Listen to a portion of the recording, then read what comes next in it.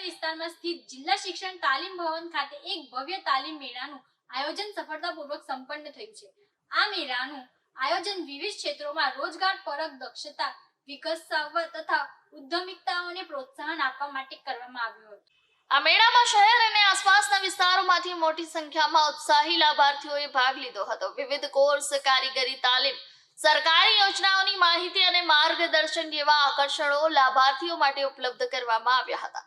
તાલીમ સંસ્થાઓ રોજગાર મેળવવા માટેના પ્રયત્નો અને કૌશલ્ય વિકાસના તબક્કાઓ સંબંધિત સ્ટોલ્સની મેળામાં ભરમાર હતી। મુખ્ય અતિથિ તરીકે ઉપસ્થિત રહેલા વરિષ્ઠ અધિકારીએ મેળાનું ઉદ્ઘાટન કર્યું અને લાભાર્થીઓનો ઉત્સાહ વધારવા માટે પ્રેરણાદાયી સંભાષણ આપ્યું।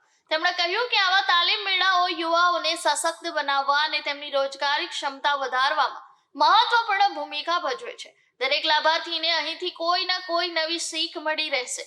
મેળાના સંકુલમાં રોજગાર સલાહ કેન્દ્ર, તાલીમ નોંધણી કેન્દ્ર અને જાણકારી સ્ટોલની સુવિધા પણ ઉપલબ્ધ કરવામાં આવી હતી।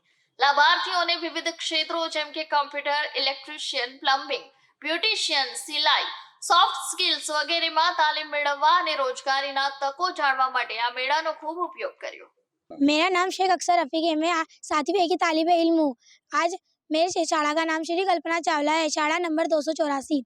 आज हमने प्रोजेक्ट बनाया है जिसका नाम हाइड्रोपोनिक फार्म है। कितने दिन लगे आपको प्रोजेक्ट बनाने?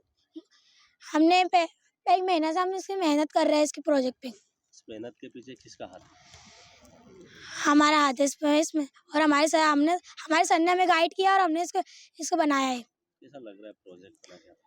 बहुत अच्छा लग रहा है। क्या बोलना चाहते हैं प्रोजेक्ट के बारे में? हमारा जो प्रोजेक्ट है, जो आने वाला जो कल है, जहाँ पर ज़मीन की किल्लतें होती है वहाँ पर ये काम आता है, क्योंकि ज़मीन की बहुत ज़्यादा किल्लतें हो रही है, इसलिए ये प्रोजेक्ट काम आएगा, क्योंकि इसमें कम पानी, कम ज़मीन के ज़रिए ज़्यादा फसल उगा सकते हैं इसके अंदर।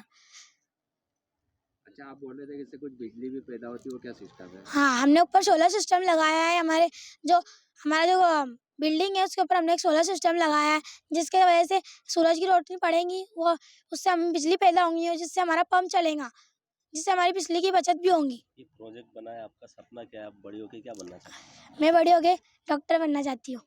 नमस्ते, मारा नाम से रासमा છે। તમે કયા પ્રોજેક્ટ બનાવ્યો અને કોના સપોર્ટથી બનાવ્યો? અમે ભૂમિતિ મોડેલ બનાવેલું છે અને અમે સપોર્ટ કરેલ છે અમારી ટીચરને। શું નામ છે ટીચર? મેઝબીન। શું કહેવા માંગો છો આ વિશે કે પ્રોજેક્ટ સારું તૈયાર થયો એ માટે? યુ તથા સરળતાથી સમજી શકાય છે અને ખૂણાના પ્રકારો કે આ આકારો કે રેખાખંડ બિંદુ તે આસાનીથી સમજી શકાય છે। કેટલા સમય લાગ્યો ને કેવું લાગે છે આ પ્રોજેક્ટ તમને? એક અઠવાડિયું લાગ્યું અને તમે બોલો ને અમારો પ્રોજેક્ટ કેવી રીતે લાગ્યું છે? સારું લાગ્યું છે, બટ શું કામ આવશે આ પ્રોજેક્ટ? જે છઠ્ઠા ધોરણના બાળકો છે ને એટલા માટે આ એકદમ પરફેક્ટ છે, કેમ કે આમાં રેખાખંડ, બિંદુ, કિરણ અને આકારોનું નામ કે ત્રિકોણના પ્રકારો કે ખૂણાના પ્રકારો છે, એટલા માટે આ છઠ્ઠા ધોરણ બાળકો માટે પરફેક્ટ છે। આગળ બીજા પ્રોજેક્ટની તૈયારી કરશો તમે? હા, આગે જોઈએ, અગર આગે વધી જશે તો। નામ ને નંબર શું છે? મારી સ્કૂલ નામ શ્રી અવિનાશ વ્યાસનગર પ્રાથમિક શાળા ક્રમાંક 196 છે। આ કઈ જગ્યાએ છે? અંજાણા ફાર્મ। મારું નામ ખટીક હરીશ છે। હરીશભાઈ, કઈ જગ્યાનો શું પ્રોજેક્ટ લઈને આવ્યો હતો? અમે શાહપુર કતારગામથી આવેલા છે અને અમારું પ્રોજેક્ટ છે ફ્રેક્ટલ। ફ્રેક્ટલ એક એવું શેપ છે જે वाराफरती रिपीट થતું રહે, એટલે કે एक ही शेप बार बार रिपीट होता रहता है, उसको ही हम फ्रैक्टल कहते हैं। શું આમાં જોવા જેવું છે? जो જોવા જેવું એવું છે એમાં કે अर्थक्वेक प्रिडिक्शन, यानी कि अर्थक्वेक जो हमारे इंडिया में वर्ल्ड वाइड बहुत सारी जगह पे होते हैं उसको प्रिडिक्ट करने में यूज़ होता है। जो अभी कोरोना फैला था, वो कोरोना कैसे फैलता है, वो एक फ्रैक्टल के फॉर्म में फैलता है। तो कोरोना जो फैलता है वो फ्रैक्टल के फॉर्म में फैलता है, तो वो कोरोना स्टॉप करने के लिए भी फ्रैक्टल का यूज़ हुआ था। इसके फ़ायदे बताइए। उसके फ़ायदे हैं कि हम अगर आईफिल टावर देखें, मीनाक्षी टेम्पल देखें, सीदी सैयद की जाली देखें, तो वो सारे फ्रैक्टल के मदद से ही बने हुए हैं। यानी कि अगर हम आर्किटेक्चर में फ्रैक्टल का यूज़ करते हैं तो हमें बहुत अच्छा आर्किटेक्चर देखने को मिलता है और उसके साथ साथ बहुत स्टेबल आर्किटेक्चर देखने को मिलता है। प्रोजेक्ट में कितना टाइम लगा? सर, टाइम तो नियरली 7 to 6 मंथ लगे थे। तो कौन सपोर्ट में था? हमारे मैम बहुत सपोर्टिव थे। इस पूरे टाइम पीरियड के दौरान हमारी मैम ने बहुत हमें मोटिवेट किया। ऐसा एक भी पॉइंट नहीं था जहाँ पे हमें ऐसा लगा कि मैम हमें समझा नहीं रहे हैं या फिर हम समझ नहीं पा रहे।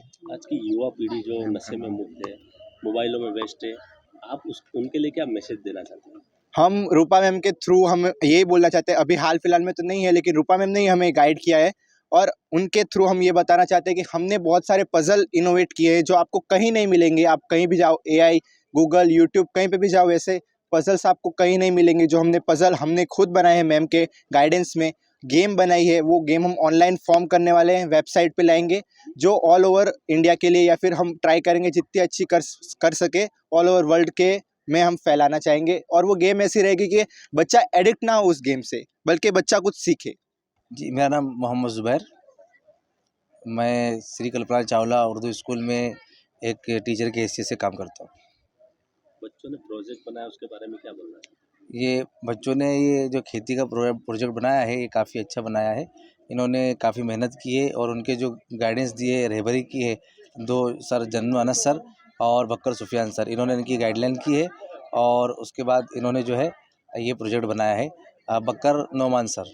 आज की बच्चों की जो पीढ़ी है, मोबाइलों में लगी है, ये बच्चों ने प्रोजेक्ट बनाया, इस पे क्या संदेश देना चाहते हैं? इससे मैं संदेश देना चाहता हूँ कि ये बच्चे ऐसे विस्तार से आए हैं जिसे हम बेस्तान आवाज़ कहते हैं, ताकि लोग बेस्तान आवाज़ का नाम सुनकर लोगों के जहन में गलत ख्यालात पैदा होते हैं। मगर ये उसी एरिए की स्कूल, उर्दू स्कूल के अंदर बच्चे, जहाँ पर लोग अक्सर नशे वगैरह के अंदर जो है ज़्यादा मुलविस है, उस एरिए की इन्होंने बच्चों ने कभी मेहनत की है और मेहनत करने के बाद इन्होंने प्रोजेक्ट जो है, सबसे पहले हमारा CRC लेवल पर ही प्रोग्राम होता है, वहाँ से ये जो है वहाँ से इन्होंने कामयाबी हासिल कर URC लेवल पे पहुँचे और वहाँ से कामयाबी हासिल करके ये डिस्ट्रिक्ट लेवल पर पहुँचे हैं और हम उम्मीद रखते हैं कि हम इसके भी आगे पहुँचेंगे।